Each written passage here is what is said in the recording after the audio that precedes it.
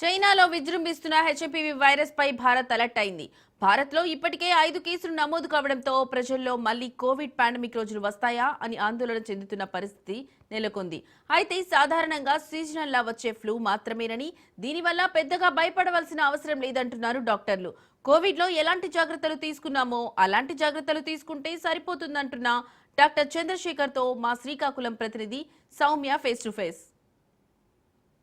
గత 7 రోజులుగా చూస్తున్నాము. ఎక్కడ చూసినా సరే హెచ్ఎంబీవీ వైరస్ కోసమే చాలా డిస్కషన్ జరుగుతుంది. ప్రజలందరూ కూడా చాలా పానిక్ అవుతున్న పరిస్థితులు కనిపిస్తున్నాయి. అయితే ఈ వైరస్కి పుట్టినిల్లు చైనా అయినప్పటికీ ఇది ప్రపంచమంతా ఎక్కడ సోకుతుందో, ముఖ్యంగా భారత్లో ఉండేటటువంటి ప్రజలు కూడా ఇప్పటికే ఒక 2-3 కేసులు నమోదయ్యాయి అన్న వార్తలు విన్న దగ్గర నుంచి చాలా పానిక్ అవుతున్నారు. అసలు ఈ హెచ్ఎంబీవీ వైరస్కి సంబంధించినటువంటి పూర్తి వివరాలను తెలుసుకుందాము. ఈ వైరస్ దేని వలన వస్తుంది, అదేవిధంగా ఇది కోవిడ్-19 అంత సివియర్ సిచ్యువేషన్స్ తీసుకొస్తుందా, అసలు ఎలాంటి జాగ్రత్తలు తీసుకోవాలి, ఇవన్నీ కూడా వివరించడం కోసం ప్రస్తుతం మనతో పాటు ఉన్నారు డాక్టర్ చంద్రశేఖర్ గారు. మాట్లాడదాం. సార్ నమస్తే. యాక్చువల్లీ ఎక్కడ చూసినా సరే ఇప్పుడు చాలా మంది ప్రజలందరూ పానిక్ అవుతున్నారు. సో హెచ్ఎంపీవీ అనే వైరస్ కోసం వింటున్నాము. అసలు ఈ వైరస్ దేని వలన రూపాంతరం చెందుతుంది? హెచ్ఎంపీవీ వైరస్ అనేది ఆల్రెడీ ఎగ్జిస్టింగ్ వైరసే. So HMPV virus full form ఏంటంటే హ్యూమన్ మెటానిమో వైరస్. ఇది ఒక రెస్పిరేటరీ వైరస్, అంటే మనకి కోవిడ్ లాగే లంగ్స్ని ఎఫెక్ట్ చేసే అవకాశం ఉంటుంది. ప్రజెంట్ ఉన్న సిచ్యువేషన్లో మనం పానిక్ అవ్వాల్సిన అవసరం ఏమీ లేదు ఈ వైరస్ వల్ల. ఈ వైరస్లు ఏంటంటే మనకి చిన్నపిల్లల్లో ఎక్కువ ఎఫెక్ట్ చేస్తాయి, ముఖ్యంగా 6 నెలల లోపల వయసు వాళ్ళకి ఎక్కువ ఎఫెక్ట్ చేస్తాయి. ఇది అతి సాధారణమైన జలుబు కాజ్ చేసే వైరస్. అందరిలో కూడా చిన్నపిల్లల్లో ఎక్కువగా రెస్పిరేటరీ సిన్సిషియల్ వైరస్ తర్వాత ఎక్కువగా జలుబు, చిన్న చిన్న సూక్ష్మమైన లక్షణాలతో వచ్చే వైరస్ ఇది. కొంతమందికి వ్యాధి నిరోధశక్తి తక్కువ ఉన్న వాళ్ళకి, ఇలాంటి వాళ్ళకి మాత్రం అది నిమోనియా కలగజేయచ్చు, అలాగే లంగ్స్ని డ్యామేజ్ చేసే పరిస్థితి, ఆస్మా కలగజేసే పరిస్థితి ఉండొచ్చు. అదర్వైజ్ లైఫ్ రిస్క్లోకి వెళ్ళే పరిస్థితి అయితే ఈ వైరస్ వల్ల ఇప్పుడు మనకి లేదు, ఆ భయపడాల్సిన అవసరం లేదు. బట్ కిడ్నీ ట్రాన్స్ప్లాంట్ పేషెంట్స్, చిన్నపిల్లలు, బాగా నియోనెట్స్, లో బర్త్ వెయిట్ బేబీస్, అలాగే వేరే డిసీజెస్, డయాబెటీస్ ఇలా రిస్క్ ఉన్న వాళ్ళు మాత్రం అతి జాగ్రత్తగా ఉండాలి.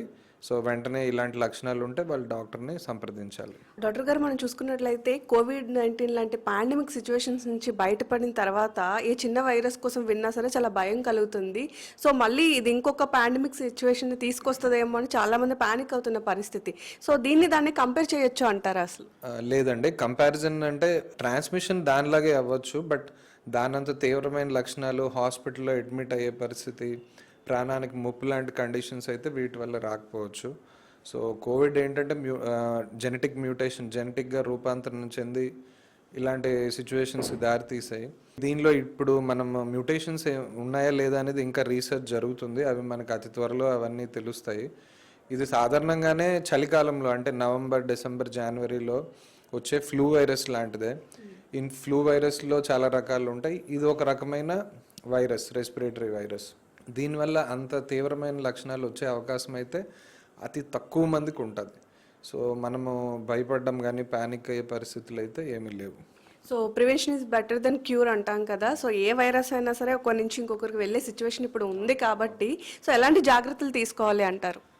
మనం కోవిడ్ టైంలో జాగ్రత్తలాగే తీసుకోవాలి. ఎవరికి జలుబున్నా, దగ్గున్నా, అలాగే నలతగా ఉన్నా, జ్వరం ఉన్నా వెంటనే వాళ్ళు మాస్క్ వాడడం, చేతులు కడుక్కోవడం, హ్యాండ్ వాష్ చేయడం, ఇలాంటి కోవిడ్ టైంలో ఏవైతే మనం జాగ్రత్తలు, దూరం పాటించడం, ఆ జాగ్రత్తలు ఇప్పుడు మనం ఫాలో అవ్వాలి.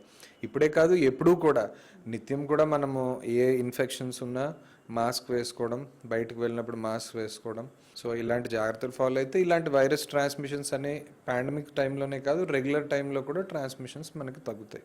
ఈ కేసులో మనం చూసుకున్నట్లయితే ఇప్పటికే ఇండియాలో 3కి స్ప్రెడ్ అయింది అనే వార్తలు కూడా వస్తున్నాయి. సో ఇది విన్న తర్వాత ఇంకాస్త భయం ఎక్కువైందని చెప్పుకోవచ్చు. సో ఇది అంత త్వరగా ఒకరి నుంచి ఇంకొకరికి వ్యాప్తి చెందుతుందా? ఒకవేళ వ్యాప్తి చెందితే దేని ద్వారా వ్యాప్తి చెందుతుంది? Same Covid లానేనండి. రెస్పిరేటరీ వైరస్లు అన్నీ కూడా ఏరోసాల్, అంటే మనం మాట్లాడేటప్పుడు లేదా దగ్గిన, తుమ్మిన, లేదా హ్యాండ్ షేక్ ఇచ్చినప్పుడు మన ఒంట్లో సెక్రీషన్స్, అంటే సలైవా, మ్యూకస్, వీటి ద్వారా కూడా స్ప్రెడ్ అవుతాయి.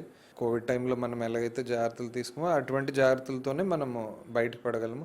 కోవిడ్ టైంలో లైఫ్కి రిస్క్ ఉంది కాబట్టి మనం ఐసోలేషన్, హోమ్ ఐసోలేషన్ అవన్నీ చేసాం. ఇప్పుడు అవన్నీ ఇప్పుడున్న సిచ్యువేషన్లోనైతే అవసరం లేదు. బట్ మాస్క్ వాడడం, ఓపెన్ ప్లేసెస్లో మాస్క్ వాడడం, అలాగే డిసీజెస్ ఉన్న వాళ్ళు వెంటనే టెస్ట్ చేయించుకోవడం ఇవన్నీ చేస్తే కనుక వ్యాప్తిని మనం ముందే అరికట్టవచ్చు. ఫైనల్గా ప్రజలందరికీ ఏం చెప్తారు? అసలు భయపడాల్సిన అవసరం లేదు, కొంచెం ప్రశాంతంగా ఉండొచ్చు అని అంటారా? కోవిడ్ లాగా అయితే మనం భయపడే పరిస్థితి ఏం లేదండి. సో అంత టెన్షన్, అంత ప్యానిక్ అవ్వాల్సిన పని ఏం లేదు. సాధారణమైన జాగ్రత్తలతో, మాస్క్తోని, హ్యాండ్ వాష్తోని, అలాగే వెంటనే ఏమైనా లక్షణాలు వస్తే వెంటనే వాళ్ళ కన్సర్న్ డాక్టర్ని కలవడం, ఇవి చేస్తే కనుక మనము సేఫ్ జోన్లోనే ఉంటాం. సో ప్యానిక్ అయ్యే పరిస్థితి ఏమీ లేదు. సో చూసారు కదా, కోవిడ్ లాంటి పాండమిక్ సిచ్యువేషన్స్ మళ్ళీ రావని చెప్తున్నారు. అయితే ఇది రెస్పిరేటరీ సిస్టమ్ మీద అంత ఇంపాక్ట్ చూపించదు, కానీ ఎప్పుడు తీసుకునే జాగ్రత్తలు తీసుకోవాలి. ఎందుకంటే కొత్త వైరస్లు వచ్చే కొలది ఈ జాగ్రత్తలు రోజు మనం పాటించినప్పుడు ఇలాంటివి కూడా తలెత్తకుండా ఉంటాయని చెప్తున్నారు.